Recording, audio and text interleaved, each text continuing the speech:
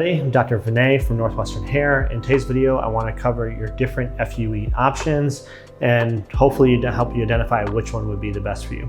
Now, starting with the basic FUE procedure. This is a procedure that's been around for 25 years. It's tried and true, and its success rates are 90% plus. People are reporting that they get great results. There's only about 1/3 to 1/2 of people that say the hairs may not look natural. We'll get into that.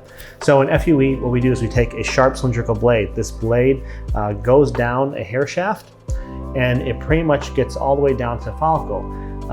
Now, a good technician or a good team will make sure that they get the follicle most of the time and they don't clip off the hair. One of the downsides about this, however, that sharp cylindrical blade can actually sever important organelles associated with the hair, including the oil gland. Now, what does the oil gland have to do with anything? Well, we talked about some people reporting unnatural results with FUE. That oil gland keeps the hair lubricated, smooth, and straight.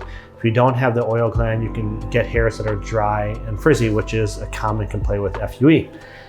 And that's why the next type of FUE was really developed. This is called micro FUE, minimally invasive collection by reticular oscillation. Reticular oscillation really means vibration. So in micro FUE, this is how things work.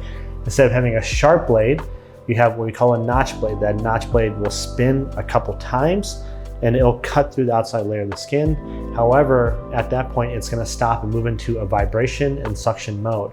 That means that as the hair is being sucked out, the bit is going to go down the hair shaft, pulling the hair shaft out with the follicle and the oil glands. The result is a healthier hair and more natural results.